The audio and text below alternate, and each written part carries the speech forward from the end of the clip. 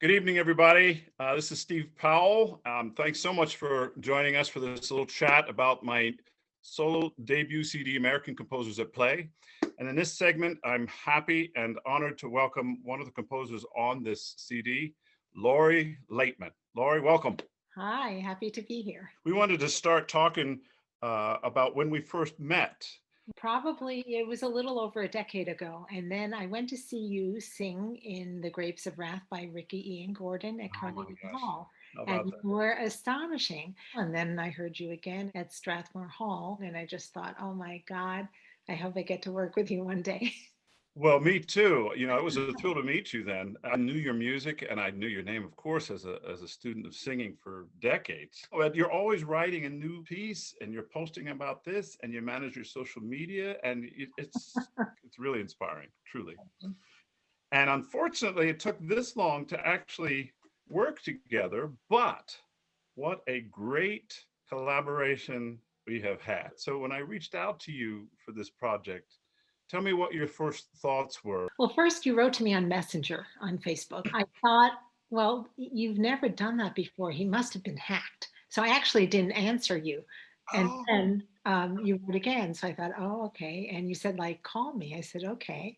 So I called you and you told me about the project. And it was like, wow, that sounds fantastic. And I'd love to work with you.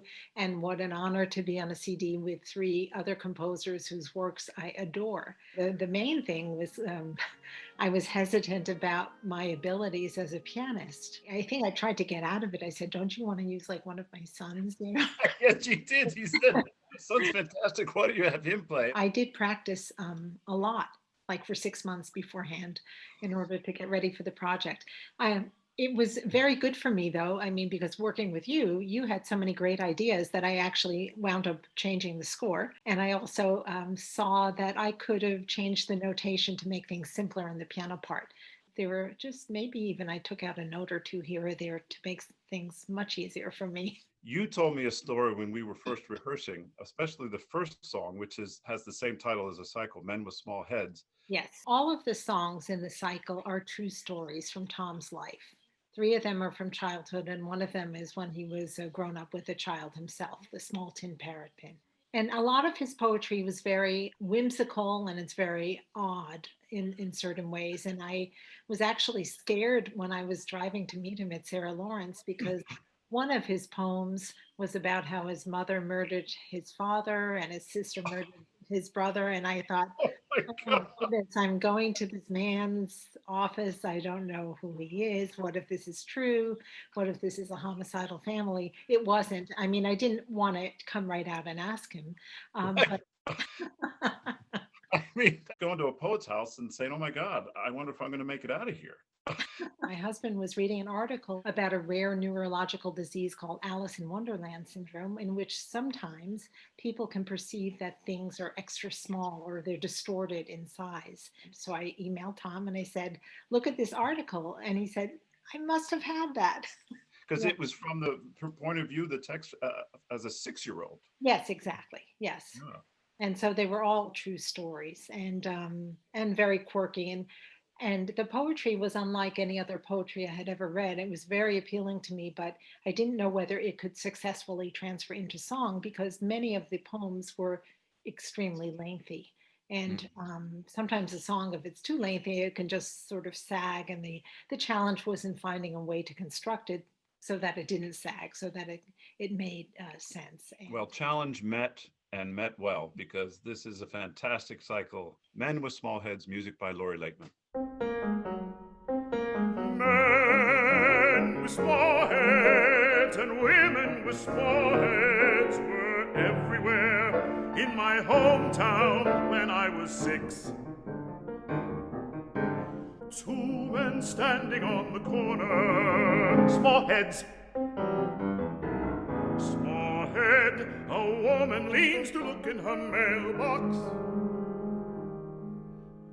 Then there'd be some nobodies, normal heads.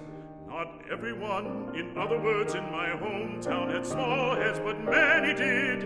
Enough that I'd say to my mother, Father, why does that man have a small head?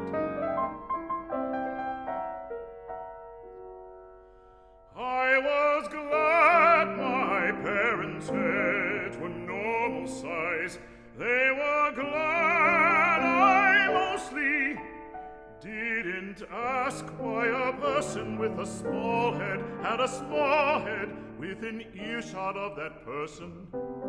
Apparently, these small heads did not appear so small to them. They had my eyes checked first.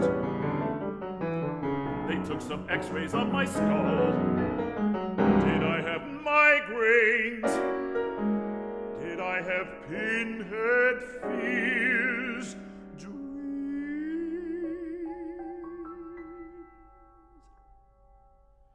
Perhaps it was the angle through the windshield glass.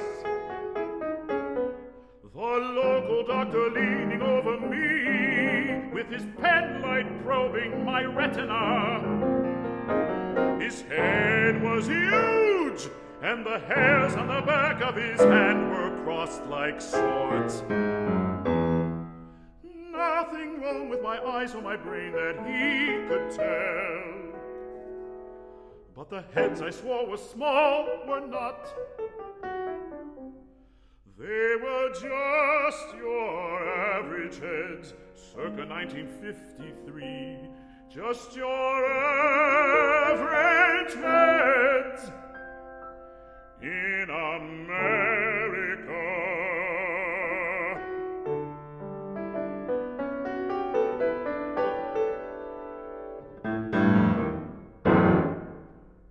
You just mentioned before the clip played that these are all true stories.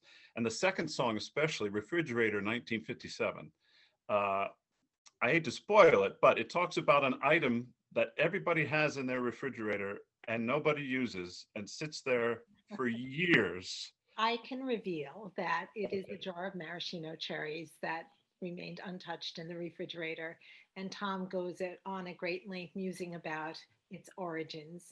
But it was a very, also like Men with Small Heads, it took me a long time to write this song. I just, some songs are like puzzles. Sometimes they're easily solved, and sometimes it's like the Sunday New York Times. And this was like Sunday New York Times difficulty level. It took me, I think, 3 sleepless nights and days to figure out how to get that punchline of maraschino cherries. And I write into the score like, "It's Johnny," right? But, it was just, I had to figure out what could I do to give it the right dramatic punch, to bring in the star of the song. Right, it is the star of the song. Well, it's perfect, I think, perfect. Refrigerator 1957, more like a vault. You pull the handle out, and on the shelves, not a lot. And what there is, a boiled potato in a bag, a chicken carcass under foil, looking dispirited, drained, mugged.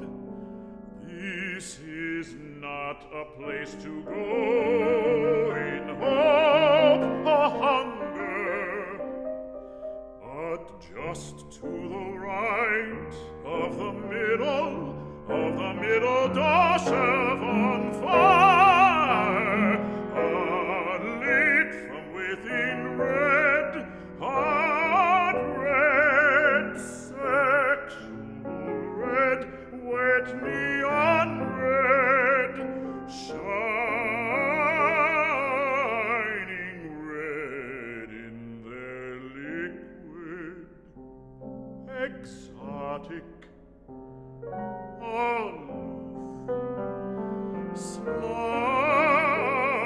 slumming in such company, a jar of maraschino cherries, 3/4 full, fiery globes like strippers at a church social. Maraschino cherries, maraschino, the only foreign word I knew. Not once did did I see these cherries employed, not in a drink, nor on top of a globe of ice cream, or just pop one in your mouth not once.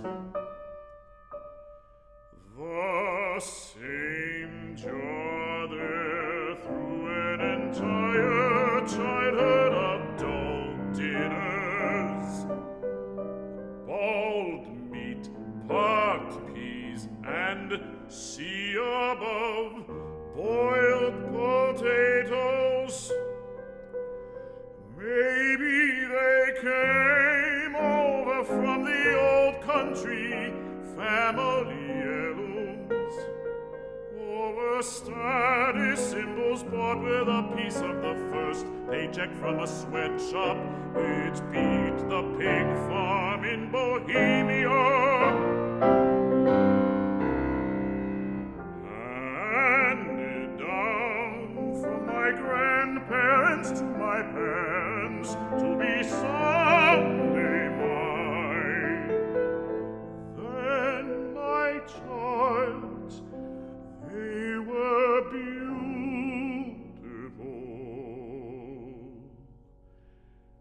And if I never ate one, it was because I knew it might be missed, or because I knew it would not be replaced, and because